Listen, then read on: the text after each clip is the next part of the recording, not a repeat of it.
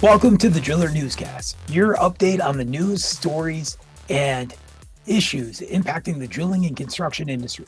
I'm your host, Brock Yorty, and this week in the news, we honor veterans working in the geothermal industry, the construction industry, the renewable industry.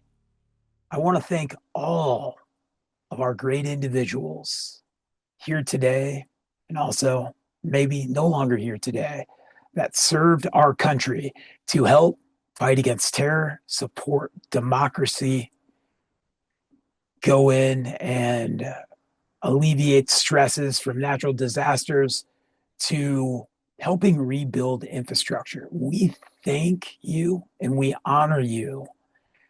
And as I'm about to jump into a feature with a great industry knowledge share and geothermal professional, Nick Fry, I first want to drill into the employment of veterans in construction and engineering. American veterans are foundational strength of our nation, and they are also a vital skill and dedicated part of our workforce. As we look into 2025 and beyond, the construction industry stands as a powerful pathway for their continued success. If we look at our employment data today, our nation's total veteran population stands at about 17.6 million people. There's 171 million Americans that work every day.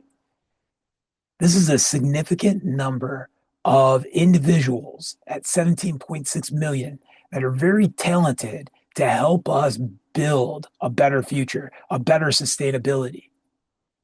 So specifically in the U.S. construction industry, we have 528,000 veterans actively contributing their expertise.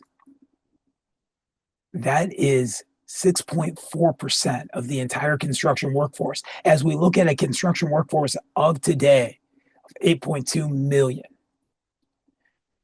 we need to do our best to recruit, inspire, support our veterans and how we can collaborate, learn, and develop better processes and better executable projects. So, what do veterans bring to your team? They bring leadership, precision, adaptability, and an unparalleled work ethic forged through service.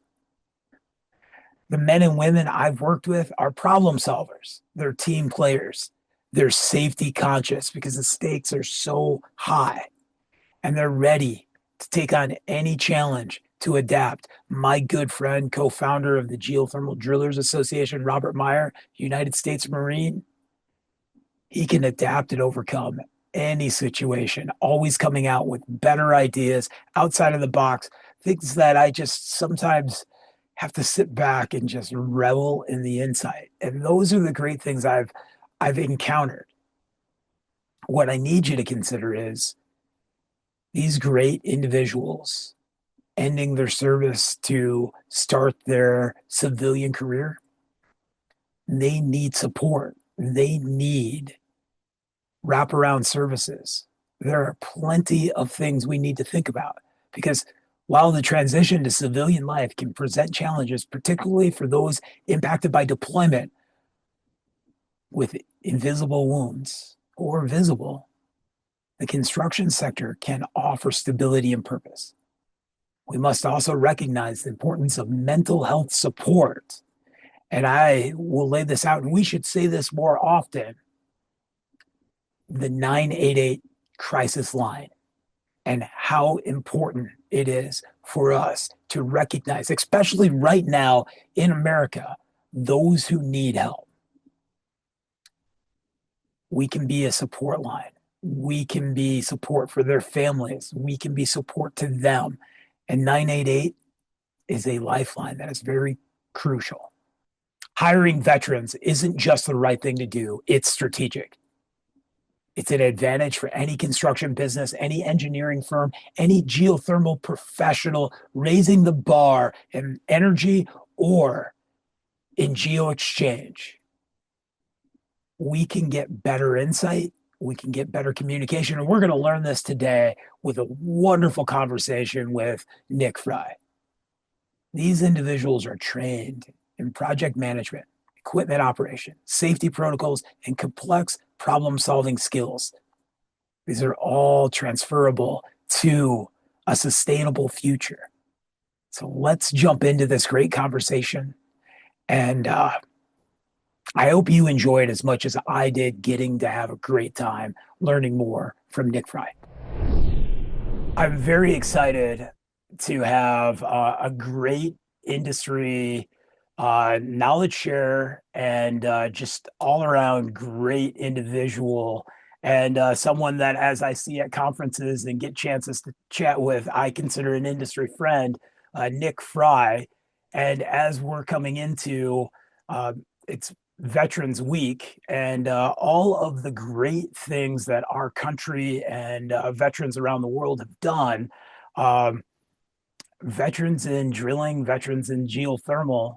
And so I'm going to introduce you all to Nick Fry, and I'll let him go into some of his history, and we'll hop into this. Yeah, hey, thanks, Brock. I am a geothermal consultant with a large engineering consultancy now with, I don't know,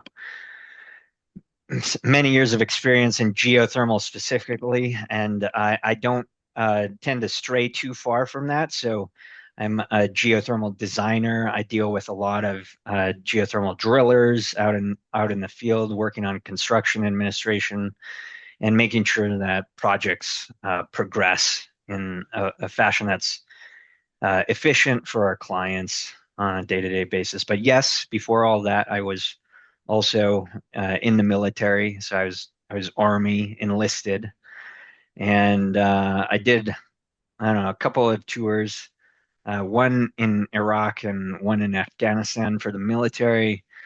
Then I kind of continued to serve in government through Department of State under, the civilian side of things for a little bit. So I've got my hand in military government and now the private side, and happy to join you today. Yeah, thank you. And so you enlist and you deploy and you do these pieces. You got to see a lot of the rest of the world when it comes to water and energy infrastructure. Has that influenced you now as a consultant and engineer in the civilian side? Oh yeah, absolutely. I would say um, the deployments in particular kind of give you the shock and awe of what it's like on the other side. So obviously we're in a land of abundance here in North America, and elsewhere it doesn't exactly work in the same way. So again, Brock, we've talked about you drilling water wells in austere environments, and that was very much what I saw as well. Some of the important things that we could deliver abroad when I was still in that world, were energy and water. Definitely two things that were lacking, and they made a huge difference for people's lives. You can even think of just the simplicity of children having lights on at night makes a world of difference, whether they can read their books or not. So yeah, happy to dive into a few things here and there for that. Well, and being a geothermal consultant and getting to, I just saw you last week at Geothermal Rising, and I see you at the major conferences, which are very much about advocacy. You know, we look at the desert, we look at the Middle East, we look at energy. Like a lot of people think geothermal power generation, but from a heating and cooling aspect, we are seeing the Mid East taking on the idea of district geothermal. Do you see the Yep. viability there for cooling dominant areas? Yeah, absolutely. So just the sheer volume of energy it takes for existing district cooling operations in places like the Middle East means that it's quite advantageous to take advantage of ground source systems, right, wherever possible. Now, they're highly complex in nature by comparison to designs where you have relative balance in heating and cooling and other places like we see here in US and Canada. But nonetheless, would be um, important for reducing their peak load consumption. And of course, the available resource mix for their power generation is often higher emission as well. So there's tertiary benefits to going to ground source heating and cooling systems that pay off much faster in those environments than elsewhere. Yeah. So if we look at mobilizing to build man camps and whatnot, the engineering feat that's there, and then we today, as we look at what we want to do for geothermal infrastructure and whatnot, do you take some of the stuff you learned from being an enlisted individual to today on how you look at projects and the level of stakes? Sure. Yeah, and so for some clarity, I was actually in combat arms, so I wasn't necessarily doing the things that I'm doing now. But modularity was a big aspect of delivering troops to ground and moving them throughout a battle space. And that included the man cavs that you mentioned, command posts ride with the troops and rather than being static features of the battle space. And uh, food and fuel has to go with you. So uh, just as those modular approaches were prevalent in the early 2000s when we were doing that sort of stuff, uh, perhaps major municipalities here in the States or what I would call regional planners can think about ready-made greenfield solutions that are kind of turnkey geothermal communities of the future. Just like we used to have something called command post of the future, we can put together a new built environment with efficient ground source heating and cooling systems. So we have to pay for less generation and transmission and distribution infrastructure in the long run. And we do see I won't say it's a global battle as we have COP 30 coming up, but like with some of the weather that we've seen sweep across North America, we have communities that are in a place where we need mobilized infrastructure again because we're from flooding to other pieces of devastation where we are starting from zero. Sure. And so if we're thinking about planning for the future, those communities uh, would indeed benefit from the energy resilience that ground source heating and cooling systems offer. We know that undergrounding infrastructure as much as possible has been a Department of Defense priority. And just as we see their needs maybe being for mission-driven purposes, that energy resilience aspect for climatic changes and weather events for communities can be extended.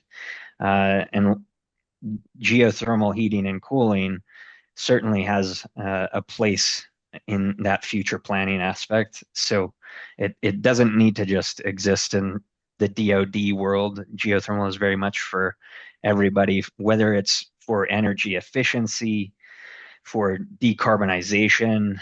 There's a variety of goals that can be attributed to geothermal. So shifting, you're enlisted, you deploy, you're wrapping that up. How did you choose to go into the geothermal field? Did it choose you? Like, tell us the story.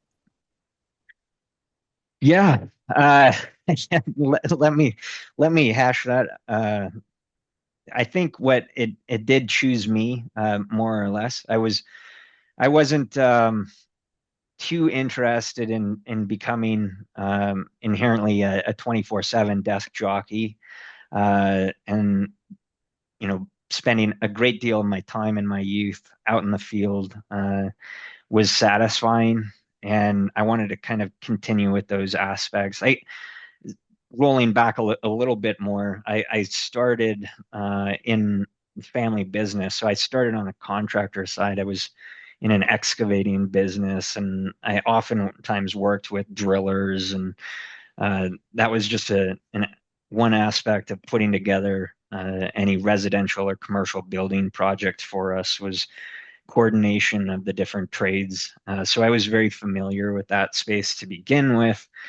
And I toyed around with a few ideas when I got outside of the service, and I finished out. I would say I started college before I went into the military, and then finished it out afterwards.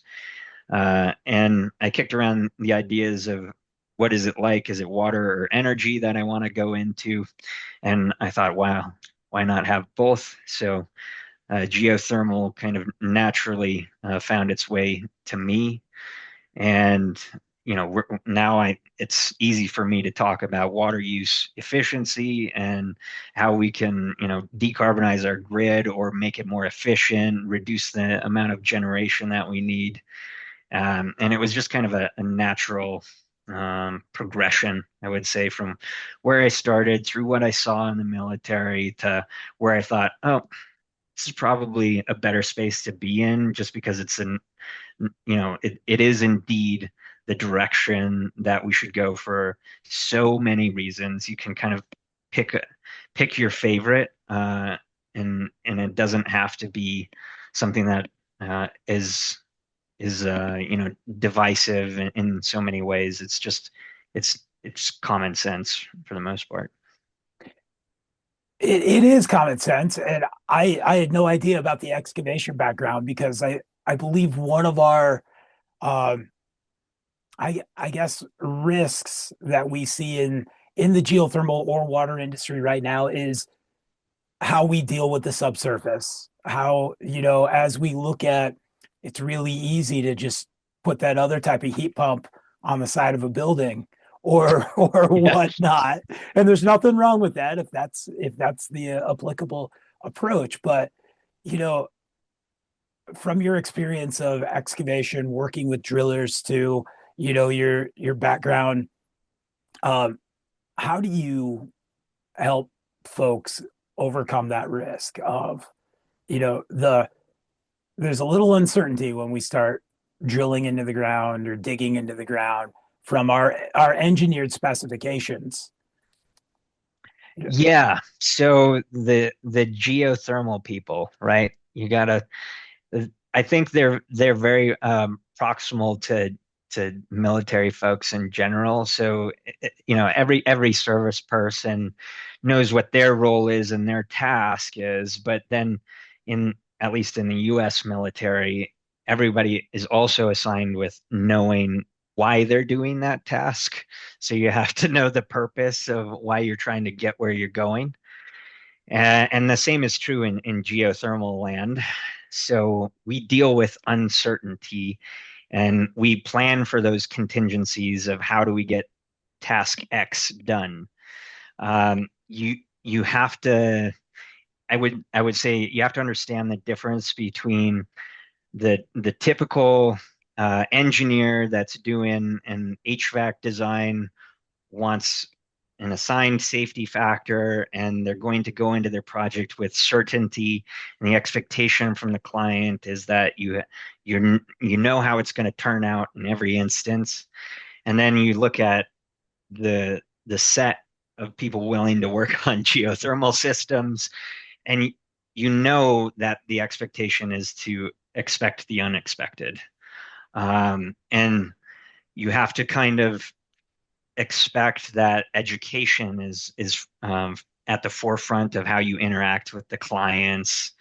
And even in the project team, a lot of times you'll run into construction managers that have not necessarily dealt with drillers. And there's same goes for like the engineering side. I internally to our project teams have to do internal education.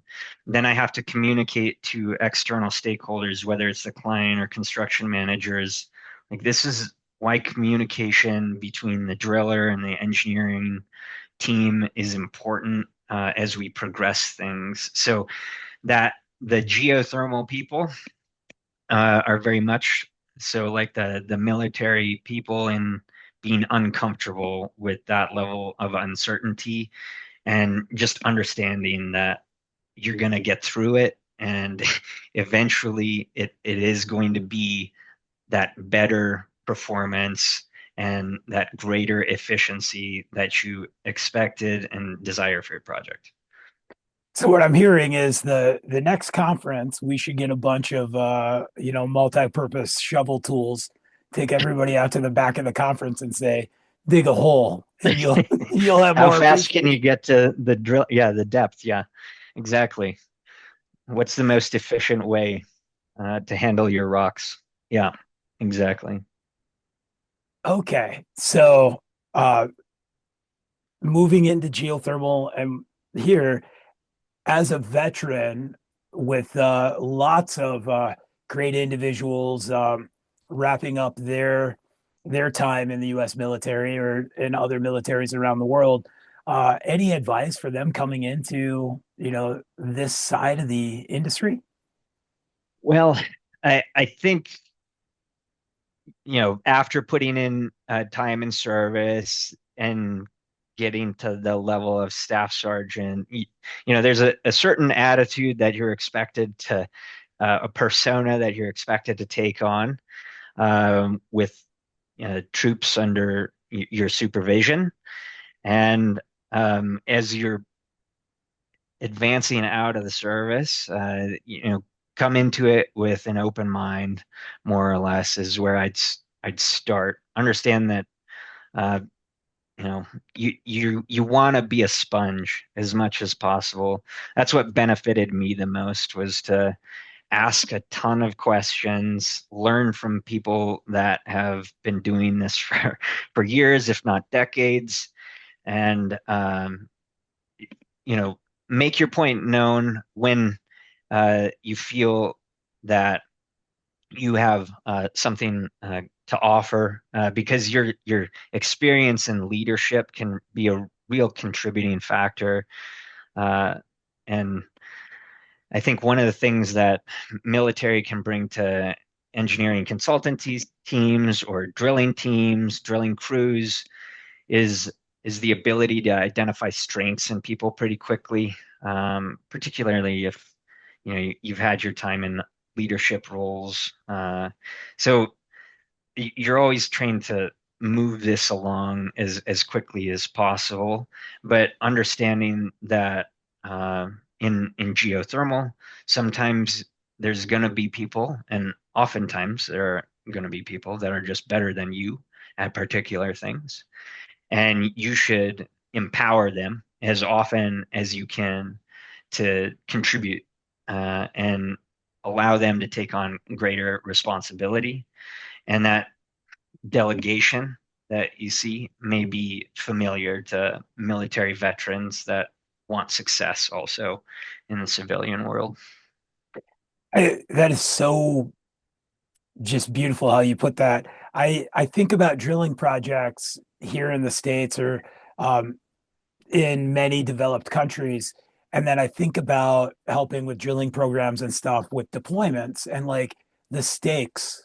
Like if I could just recreate the stakes of, listen, we can't send a Blackhawk with a PDC bit out of Bargram to the middle of, just a dangerous area, endangering six people because we chose the wrong tool, or those levels of looking at our projects and the costs and everything. Or one of the first fatalities in Afghanistan was a forklift fatality on a base, and so here we are going to support a country, and it was a safety incident that powered industrial trucks or something we deal with here or there. So, it's Yeah. looking at just those levels of stakes is important. Yeah. Risk assessment matrices, those are familiar tasks for military folks. And the same applies to your projects in geothermal. Laying this out, I think putting the vision forward is a key strength of veterans that they, going back to what I said, they know their own task and their role within a project, but then they understand the broader mission and how they have to get there. And one of the contributions they can make is safety and ensuring that everybody gets home at the end of the day and the project is progressing through phases and contributing to saying, oh, it, if a person you identify in the project maybe doesn't know why they're doing something in particular, pausing to take the time to explain why that is important and what their contributions will end up resulting in overall, makes things easier, safer for everybody else. It's so true. The goal for the day, the goal for the week, and the goal for the project success are things that I think we leave out on, entry level or even in the first few years of employment. And so I only have two questions left for you. One of them, advice for employers looking to hire veterans. And I know you worked with Jay Egg, and Jay, I believe worked on nuclear subs. Yeah, So yeah. again, was in the Navy and like you know, having some mindset there. But do you have any advice for, employers? This is our entire workforce solution right now is either grab them when they're in fourth and fifth grade and continue to condition them through STEM to come into our industry, or we're like, we need to hire more veterans. But it's not as easy as we believe to bring great individuals that have been in a disciplined environment into a company. Right. I would say, from my perspective, I put in the effort to understand a few things on my own, but I probably could have benefited from a little more outreach from industry side.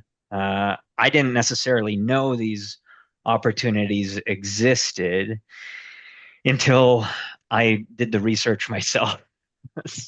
So I think the industry as a whole is probably getting a lot better about that over a number of years. I'm, long since separated. I think I've been out for 15 years or something like that. But it is probably a good starting place to say, do the outreach to the veterans, make them aware of these potential opportunities, whether it's in drilling, field technicians, installers, maintenance and operations for geothermal systems. We also have critical shortages in geothermal designers. I'll just put that out there. Every So there's place. all every yeah, all along the entire structure of the geothermal delivery supply chain.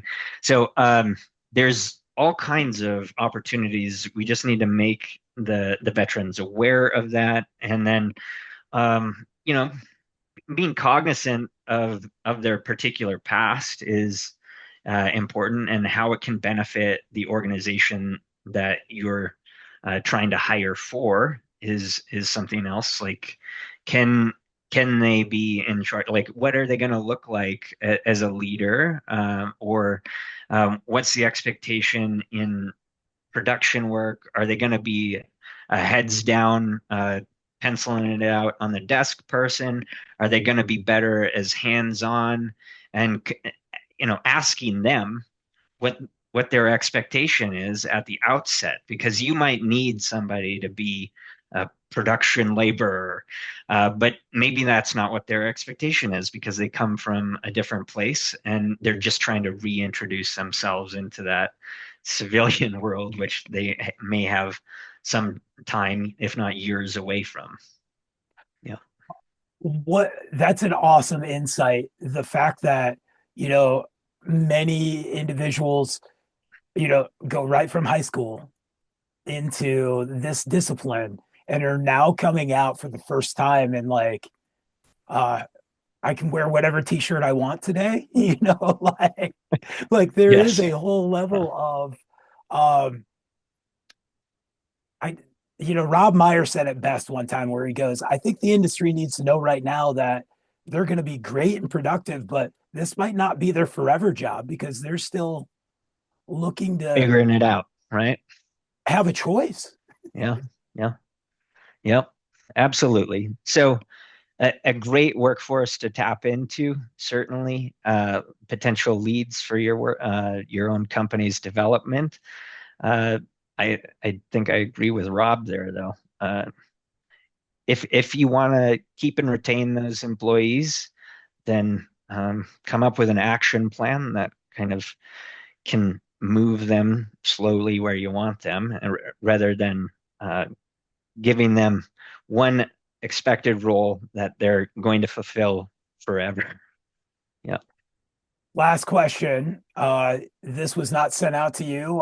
It's right from left field, but not working with the, you know, Red Horse combat engineers with the Air Force, and then working with the Army National Guard with water well drilling. We would do after action reviews for every drilling project, every piece that we were about, and they were so simple. The Air Force would make them a little bit more complicated than the Army, but it was what was expected to happen, what really happened, what went well, what didn't go so well. So here you are in your career right now. What is your AAR on being part of the geothermal industry post getting to, you know, um, support our country and do your civil duty being Veterans Week? What's your Yeah, AAR right now? absolutely. I think obviously the industry is accelerating. The pace of work is increasing. The need for employees is increasing. What we have to work on internally as an industry is working together, more or less. Integration of our teams is important. And right, we can do on the project level, we can do the hot washes, as I like to call them, and then we can go into maybe an incident that needs to be hot washed, or as a program delivery after action reviews. I would say the number one thing that I see is project integration. So if you're a driller out there, don't be afraid to talk to your CM. Say, hey, voice your opinion. Say, let me talk to the engineering firm. I have to deal with my own project managers sometimes out there, that maybe they're not giving me the tools to communicate as much as I would like to have that team integration, because whether or not we have the same contract assigned to each other, we're both responsible for delivering the project at the end of the day, to the best of our ability, and we can't do that without talking to each other. So we've got a ways to go there, but certainly we're on the right track. That thank you so much. That is excellent. I had never thought about the fact that, in a deployment, in a situation where we're out being supportive of the rest of the world, that there are three or four branches of of our military, along with other logistics, that are all trying to work together, which is no different than our complex energy projects right now, from, you know design engineer and energy side to an architect to a, you know whoever the GC is. Like, Yep. we have all these pools, and we have to figure communication. Thank you. You made this very poignant for us today. Well, thanks, Brock. I appreciate it, and it's been great to chat with you. Awesome. Thanks again for your service. Thank you for joining us today for the Driller Newscast. This is episode 153. It is great to have some great content coming out with interviews. Next week, we're going to continue our veterans in the industry with Shane Banks, who's going to talk about his career after the Army, going into construction management and project management. Check out thedriller.com for the latest content. Go check out Brock and Dave's Drillercast, which is back. It's on all of the podcast platforms. You can go to thedriller.com, find it there. There are 3 episodes out. Most recently, we talked about Is it easier to train drillers to be astronauts or to train astronauts to be drillers? Check it out. We need submissions for the Driller Ego Award. We got some great ones. We need some more. We need to hear your story. And I'm going to let you in on a little secret. There's a live driller event happening Thursday night of Groundwater Week. As it's all wrapped up, come down to Bourbon Street, contact the driller, reach out to me. It's a limited seat event, but Brock and Dave will be on stage with other guests, and we're going to celebrate the industry, tell some stories, laugh, and do it all live with the podcast rolling. Take a moment, honor our veterans for all of the service they have done, enlisted, and deployed to working here in the United States, to all of the great things they're doing in every job. Thank you for coming home, and thank you for taking everything that you did for our country abroad, focusing back on all the good that the United States has to offer. Cheers, everybody.